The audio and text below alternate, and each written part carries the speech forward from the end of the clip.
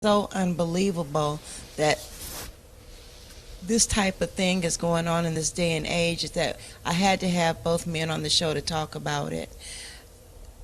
Tell us a little bit about yourself, Mr. Green. I know that you're a veteran and of 21 years.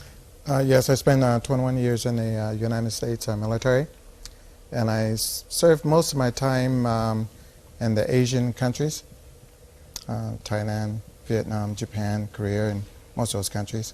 I served up until 1988. Wow, that's Mm-hmm. beautiful. That's beautiful. And then after 1988, what did you do? Well, from all that I have learned over the 21 years in the military, I really wanted to put something together and give back to my country. So what I decided to do was open a fitness facility, an athletic fitness, and it was designed for entire families, but mostly to to fight that obesity, childhood obesity. I find that a lot of our kids, they're not getting the fitness that they need, not getting the nutrients that they needed.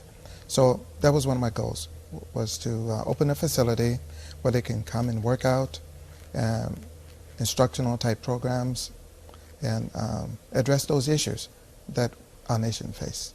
You said something that was profound to me when I met you. You said you want to stop letting them look at action heroes, but go ahead, but you wanted them to become an action hero. Exactly.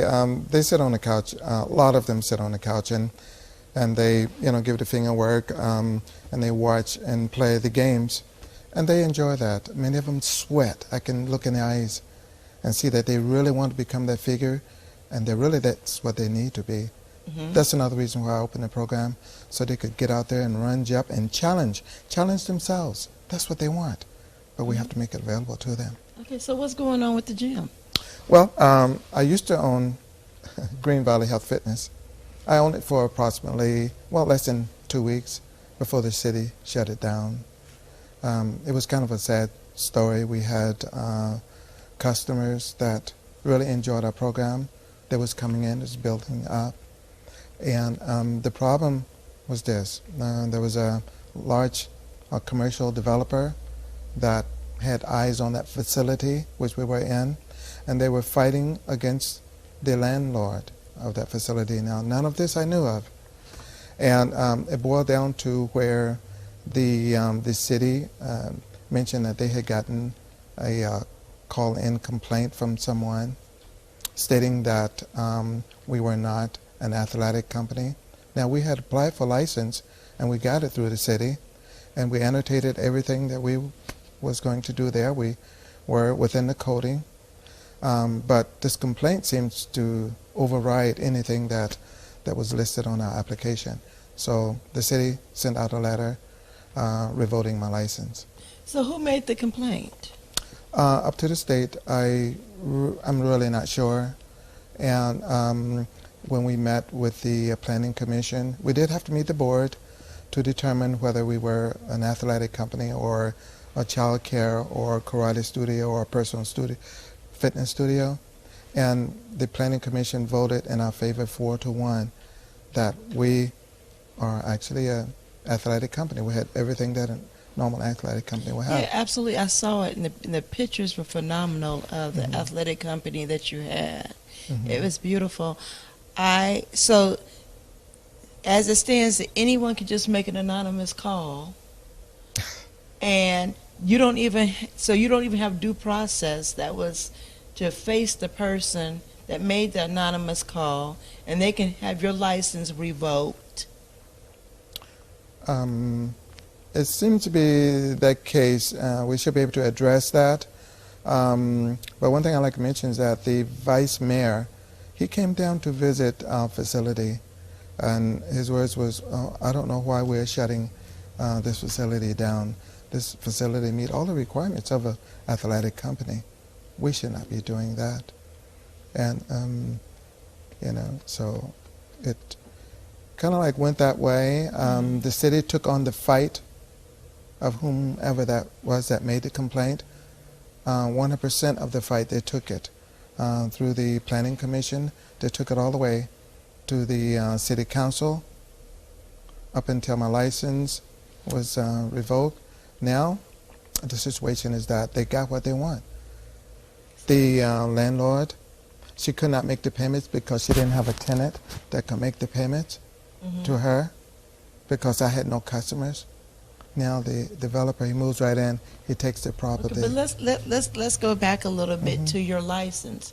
So you had the license that said you were an athletic facility. So, and then they just took it back and said, we don't want you to be licensed. What they tried to do, because they were more in favor of the developer having this piece of property, they had to figure out some way to get me out of there. So their way was to try to reclassify my business from an athletic club to a child care, karate studio, personal studio. That's just what they claim it to be, a personal studio. And the definition of that, they can't even tell me the definition between an athletic company and personal studio. Okay. So what was it like? I know you went to the commissioner's office and they were in favor of you. Then you had to go before the city. What happened there?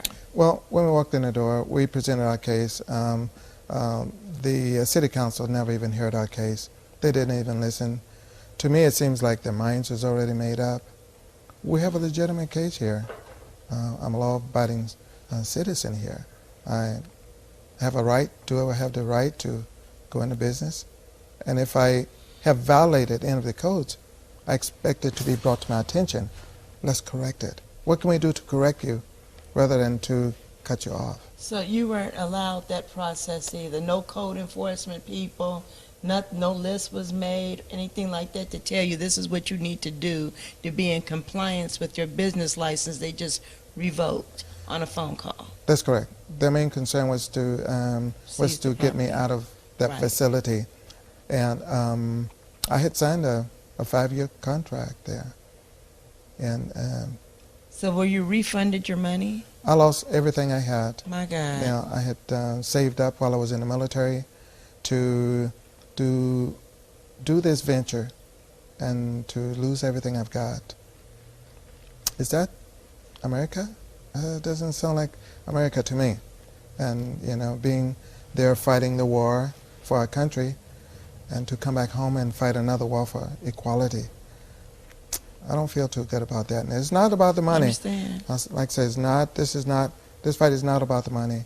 It's about the principle of the whole matter. Absolutely. It's the principle of public money being used on behalf of one person to put somebody else out of business. That's unbelievable. I think it happens all the time where people in those offices, there's no transparency, no one to look over their shoulder. There seems to not to abide by the law. Maybe the law doesn't apply to them. I don't know. But I don't feel very comfortable with that.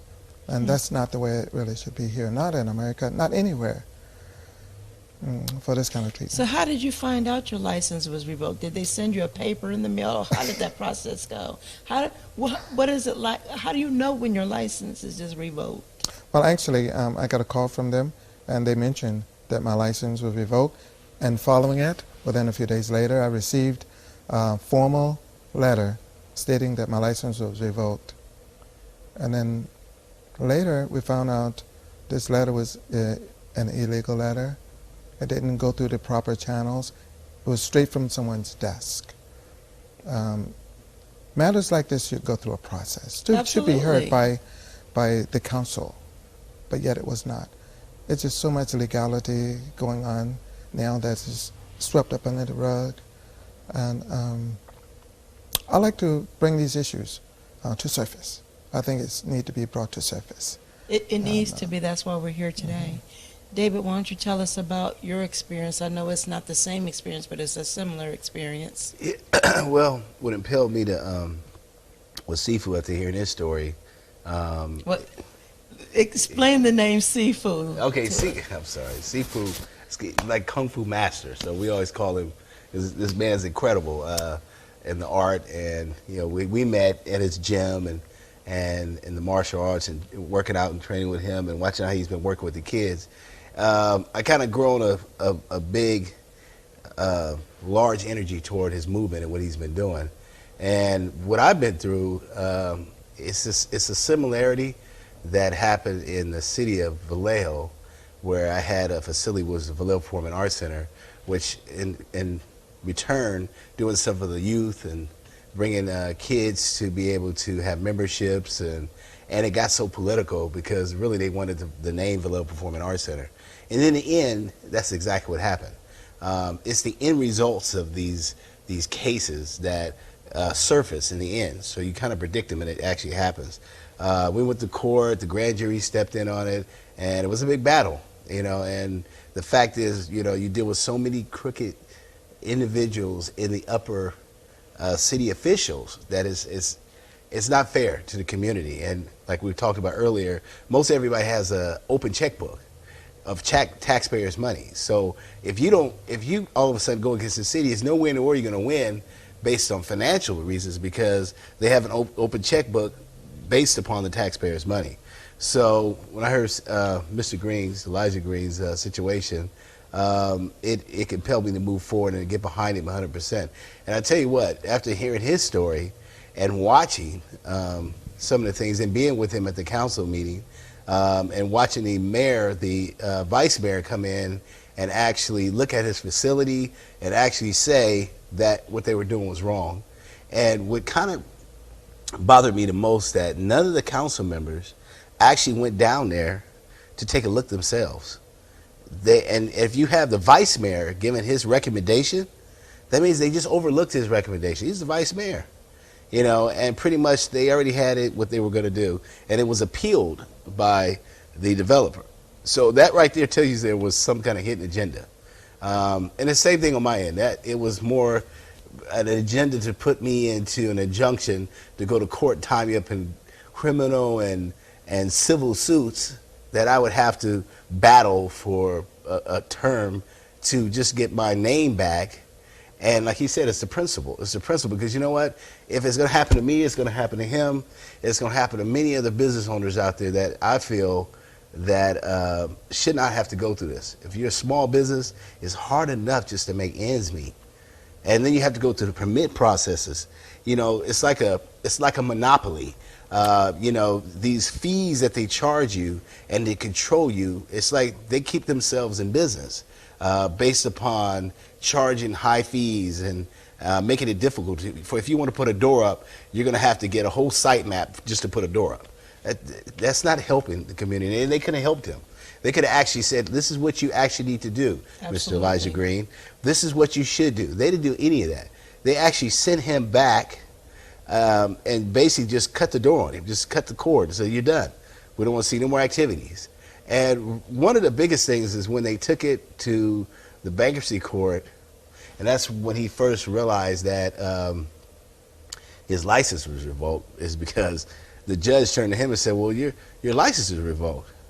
You're operating illegally. It was a shock to him, but just to go to show you that they did everything in their everything in their power to be able to structure this way to go against him, and to be able to get that letter into the judge at that time, that was wrong, right there. And then we went back to go, when the judge said, well, go get your license and prove to me you have it. When he went back, these guys gave him a runaround. They sent him to almost 3 departments. They sent him to the finance department. So that's when he got the phone call saying that his license was revoked. Right. So he actually had to show up. Oh, okay, let me get this right.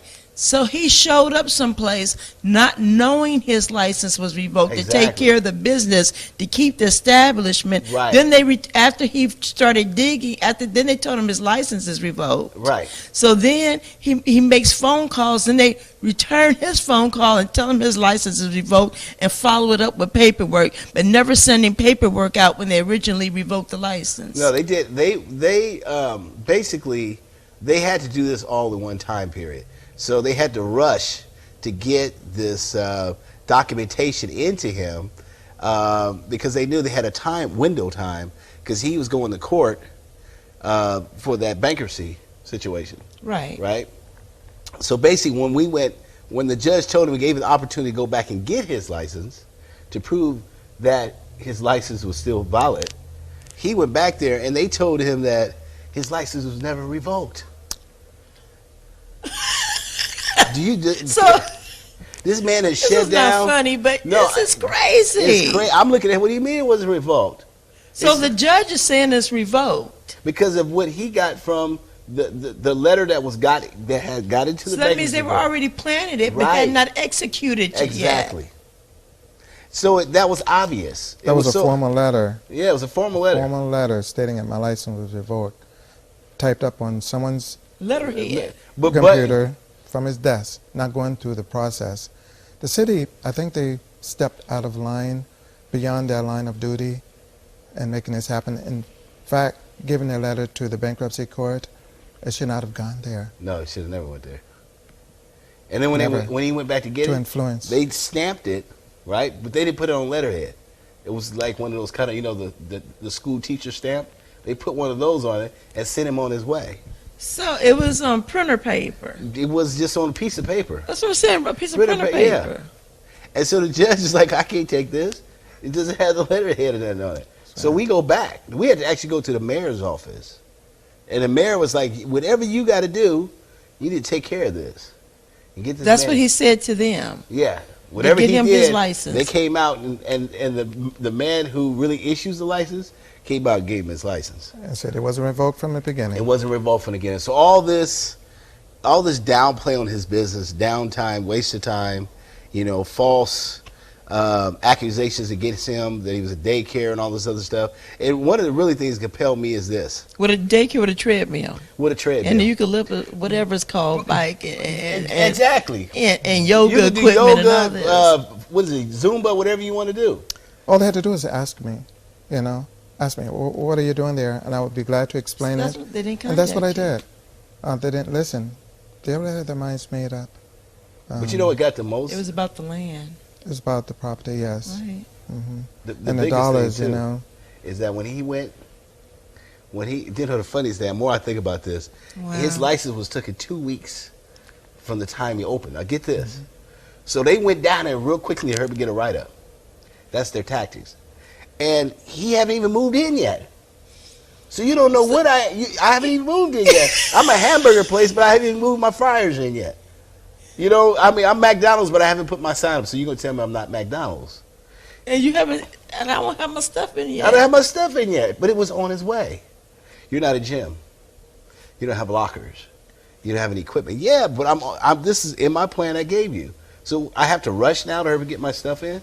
And once he did that, once he got everything to him, as you can see in the pictures, right, all the gym stuff was in there. And they tried to say karate is not a sport. But on the use permit it said... Don't they have tournaments? Yes, it's a sport. We pulled up this is a presidential report for national, what businesses are. And it said karate is definitely a sport. The use permit said a worldwide sport. A worldwide, the world of sports, ESPN. Uh-huh. Any sports athletic, activities, yeah. Any sports activity should have been allowed there in that building, no matter what. So how are you going to say you are a personalized training studio or you are a gym? What difference does it make? 24 hours to do it all day long. The planning commission had already made a determination. Yeah. They should have respected that. Those are the men who make the plans. The council members came in and just looked at it, and they already in mind said, we're going to vote on that? Okay, yeah, he's not a gym. It was just that simple. It's like a slap in the face. It seems to be not a city fight, but the city took on this fight for someone else. I understand what you're saying. They took on this fight, but they stepped out of line in doing so. The ones the people in those positions that are working for us, I'm hoping that they keep really the little people like us in mind. In a lot of cases, not true. Because it can happen. It can happen. Say I decide I want to open up an academic center somewhere. Exactly. And as soon as I buy all my stuff and invest all my money and everything, someone says, I think I like that building. Exactly. Then all of a sudden I'm out of business. And lost all your savings. And lost all my stuff. I'll be mad about my money. It'd be Well- more than principle. Well, I was more. I mean, he's calm. Yeah, I'm telling you. I was furious when I seen this because it just gave me. It took me back down memory lane to watch the tactics of how city officials work. I know you were telling me this term. What is it? Bootstrapping? Yeah, I learned it from an attorney. It's called bootstrap. It's when city officials they strap together like to pass a favor to another favor, and it feel like because they're doing it for job security. So most like the fire department, if he knows somebody, say I need you to go down there and check this out. But this is what's happening. So they already kind of prefabricate a story in their mind. It's I got it. So when they go to this place, they already got this preset in their mind that they're going to shut you down, no matter what it's going to be. And you have to go through this. You have to go through this fight. I remember going to the council member over and over and over again. If it wasn't for Foster Hicks at that time to say, put it on the agenda, to say, can you guys please go and find out what he needs to do so you guys can stop harassing this man. Wow. He's not getting that kind of support. He's now getting ready to go to court. I'm glad he followed through. It has been a journey, and the fact that he's now getting ready to go to trial in August. This can be a breaking point for a lot of people that are starting a business. I want to say some too, Lisa, is that when you say Wade versus Roe, Elijah Green versus the city, Dave Cook McCall versus the city, what that is, this is now something of document in history. Absolutely. You see, so that somebody else can use it as a reference. It's called setting the precedence. If you go back to my records now, it's not there. Explain how that works. It's called a Sunshine Act to documents. Like when we went down to Times Herald, all those documents, you should be able to go through archives in the library and to pull up these documents. All the propaganda that they put on you is now become public record. The grand jury report, you can't even get it. That's a document you should be able to go to the archive and get the grant. Now So they classify everything. Exactly. So that you can't see how it was done, so that if you have to go through the process, you're not able to do it, you have to start from square one. Square one. My God. And nobody else can use you as an example. Like this person versus that, and this was the outcome. It is really, and you know what? To be humiliated by the officials, it's actually like a tactic. The code enforcement officers basically act upon it, and they bring the police in. You know, you might be one single person, but they have 5 or 6 officers that come and make you like a nuisance. So now you feel like you're a criminal. Sit on the curb. You know, like, I mean, where are we at? Were we in America? Are we in like Russia? Where are we? What time and age are we at right now? They doing him like that? They did me like that? They would arrest me for no reason. I would go to court, and I wouldn't even be on the schedule.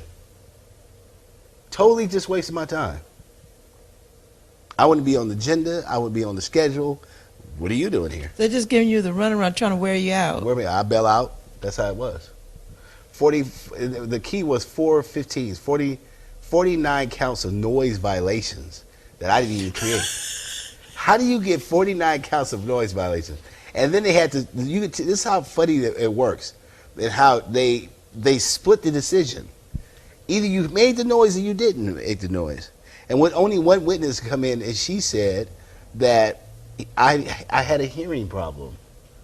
So how you gonna complain about noise violations when the judge had to ask you again? Well, can you state your name for the record? She said, I can't hear too well. That's the witness. That's the witness, the only witness. A noise violation. Noise violation. That's what this is all about. So and stepping, having kids in a handicap. So they firing teachers, closing schools. Major. Okay. Stopping Can't buy books. Activities. Letting criminals out of jail. Right. Okay. So they could prosecute you for a noise violation. That's what, and do you know the jury, the people they selected, most of them said, what are we here for? It didn't make sense. 49 counts of noise. Well, no. He just wanted to stack the accounts up. And today, you know what, as a promoter, it excelled me to move forward to promote more. Actually, believe it or not, it put a little more fire to me for stuff like what he's doing. To hear what he's going through, the pain he's going through. I can feel it. I've been there. It's crushing. It's crushing to have somebody come and have that much power over you to be able to crush your whole life saving. Let me ask you something, Mr. Green. Yes. In the end, because the gym is gone now, in the end, what do you want from these people? Well, I want them to admit their wrongdoings, and I like being reimbursed for my losses. I heard that. Took quite a bit of a loss, and that's basically what I would like. That's what I would like to see done.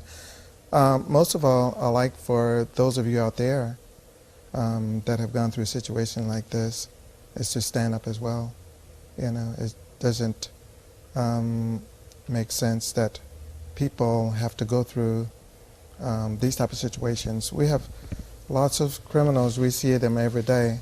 We deal with them every day, but we have a lot of them at the top too that perform all these criminal acts, but they get away scot-free, and that's not right. Wow. What I would like to have is equality, mostly, and to set an example for our youth, knowing that they don't have to always take a backseat to things. Wow. If you see where it's wrong, no matter where it is, at our level, at the top level, make sure that it is known. It's just heartbreaking when you want to serve, when you have a need to serve humanity, when you're doing what God put you here to do before the foundation of the earth, and the enemy just comes and steps on you like that. You know what I'm saying? And takes away your dream, not for profit, but to serve. To see a need in somebody. Childhood obesity, isn't that the thing that Michelle Obama is doing? Yes, it's exactly. You know what? Childhood obesity is rampant, and we see these children with diabetes, heart problems. They're on insulin. I don't know who's gonna run track and field because everybody got roles. Exactly, and this is where we want to head it off. We know that either we pay the price now or we're going to pay it later. Yes. And we can prevent a lot of that. Very simple. Now, I pay for this all out of my own pocket.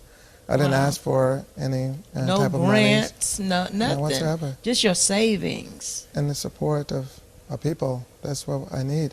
And they support it. Our program started off very strongly. Within the first week, it would have been very successful. The kids love it. They would cry, not wanting to leave. When I look at the YouTube pictures, tell us about what it was like to try to get into your business and your whole road was closed off and you had a trench in front of your business with rebar on it. Well, for some reason, I guess they saw a need to block things off. They did have some construction going there. Mm-hmm. I don't know if it was legitimate or not, but they did block off. Did they send you a letter telling you that this was going to happen? I did get a letter. In fact, one of the gentlemen from the construction crew did come down. But my question was, couldn't we reroute that in a more logical way that it wouldn't prevent my customers from coming in? And he decided not to do that. It was very simple. They wanted to redirect my customers all the way through another development into the back of their construction area. Equipment, nails, screws, and glass. And children, or what? Yes. You were catering to children. Entire families, yeah. Right, families right. and children, yes. And so they wanted the children to walk through the rebarb and the nails. Well, they wanted us to not even to enter the area. Right. That was designed for, and often I would go and the gates was closed, and I would ask, may I get in? And then the workers would have to locate their boss, and their boss have to decide whether they're going to let me in. It may take an hour, sometimes 2 hours of waiting just to get into my business. Many of times I had to turn around and go back. Many of times the close sign was there on the fence. And you have paying customers. Lady popped her tires, and put a claim in I the lost city. my She still customers. got paid back yet. I had lost my customers. I'm hoping that none of them will come back on the screen. I cannot. I mean, I don't have the funds to even pay them from what's been taken away. It really put me in a financial difficulty. Not only that, but all around, because Minot, I took all of my savings, all the money I had, I put into this. This was something that I believed in. This was something I had passion, and this is something that I knew that I could do for my country. To have the doors closed like that, I'm not really comfortable with that. Not at all. You shouldn't be. You know, You one shouldn't be. big thing too, and I know he's miles to say, but the fact that the man not only served his country, but he got Agent Orange behind it, and you were speaking about some of the illnesses. And Mr. Green, I mean, for him to be going through what he's going through right now, I give thumbs up to this brother for really putting the energy and what he's going through. Actually, the devastating blows that they're giving him, and he's still standing back up. I mean, dialysis. You know what? Let's backtrack a minute, because a lot of our viewers are younger, and they might not understand the whole coming out of Vietnam and the Agent Orange. Can somebody elaborate? Can you, Mr. Green, elaborate on the whole Agent Orange situation? Yes, during the Vietnam era, Vietnam War, I volunteered to go in, and I did serve in Vietnam.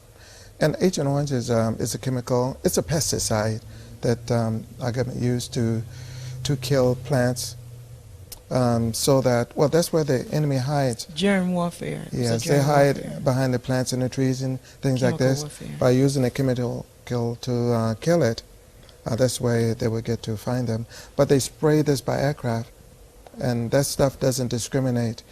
The Viet Congs, they breathe it, so do we. So we breathe it. So that's what caused my diabetics and my kidneys to fail as well, and heart disease. So every other day I have to go into the medical, and they transfuse my blood for 4 hours straight, from 6 in the morning to about 10 to 11 o'clock during the day. Now that's 4 hours each day, 3 hours a day, 12 hours a week. As a result of serving the country and being exposed to chemical warfare. For the rest of my life, this is what I'm going to have to go through, and the medications. And mind it that not only the kidneys have failed, but diabetics as well, type 2 diabetics, and then heart disease. Now, I don't feel too bad about that. I serve my country. I volunteered to do that. You know, I willingly did that.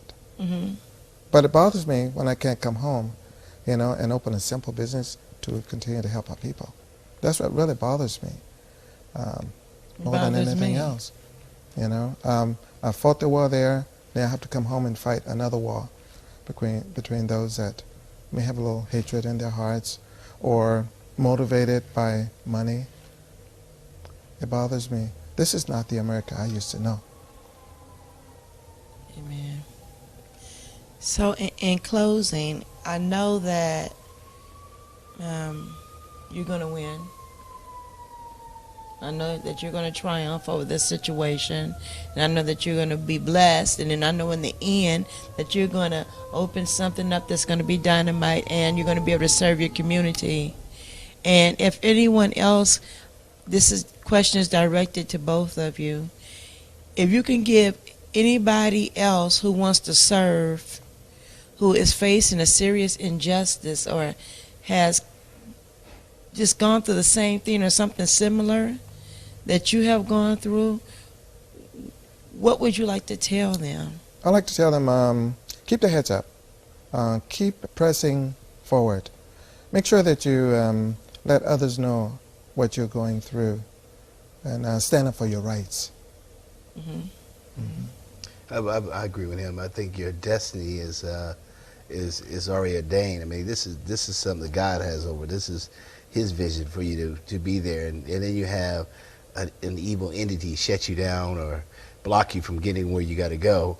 I think the most important thing is, like he said, keep your head up, don't give up, you know, and keep yourself focused on moving forward, because you can fall down just like falling off a bike, but you got to get back up and keep riding. And I've learned that when you, like now, I feel good that it taught me a lesson on the fighting procedures of that, so that I can help brothers like Mr. Green, and he can do the same thing, and we can just keep moving on. But right now, this is a good thing, and I'm glad. Thank you, Lisa, sitting on the couch with Lisa B, Cast Down Imagination TV, for giving us the opportunity to be able to share our stories with everybody. I thank you for coming in, sharing, and giving me the opportunity to let people see that you know what, serving humanity is always not an easy thing when you have a vision. It takes some perseverance and a lot of obstacles and a lot of evil sometimes. You have to face a lot of evil sometimes to be triumphant. And I just want to say, job well done to both of you men for going on in spite of, because you're going to pave a way for a lot of people to be able to move on and do what they need to do. And I would just want to say to all the viewers that please, if you see these men in their struggles, support. If you're going through the same thing, don't lay down, but fight for what's yours. Don't give up on the vision. And and thank you for tuning in to Cast Down Imagination TV. Go ahead, Mr. Green. All right, I'm still meaning to cross you, but I would like to say that we do have a website that they may go to. Please and, share your information. Both of you, please share your information. They would look up on YouTube, in fact, Green Valley Health Fitness versus the City of Fairfield, and that give you a pretty wide overview That's as to what the we're movie going through. zine site. Yeah, and right now, thank God we could be able to push the Go Green with Movie Zine campaign, and I've kind of moved my direction more to the Mother Earth campaigns, solar concerts, solar products, to kind of help the environment. So that's where I'm at right now, and we got a facility downtown Fairfield, 1127 West Texas Street, and this is what my dedication is giving back to companies and businesses so that they can move forward and with their dreams and making things happen. So you can visit our website at www.moviezinenetwork.com. Thank you. And actually, this is where we shoot our programs. This is where he allows us to have our studio. David is also my webmaster. He's also my webmaster, and he is actually the first person to hear about the vision. I walked in when I wanted to do Cast Down Imagination with my nosy self, walked in and said, "Oh, this is what do you do?"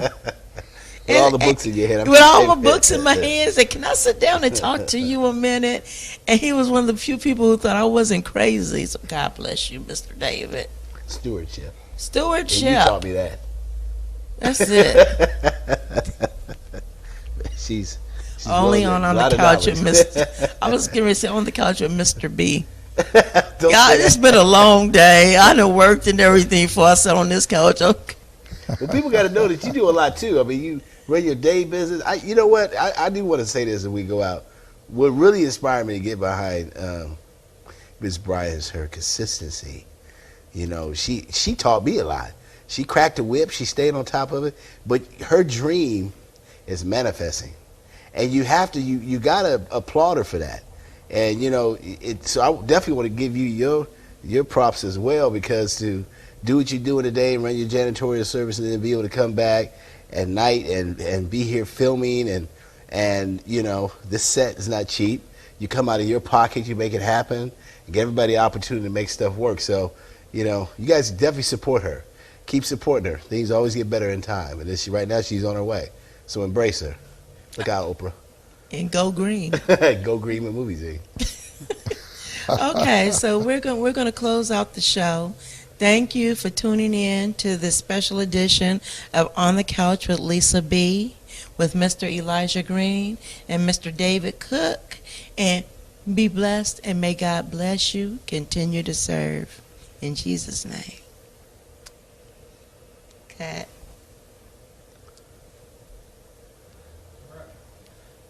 All right. Can we do a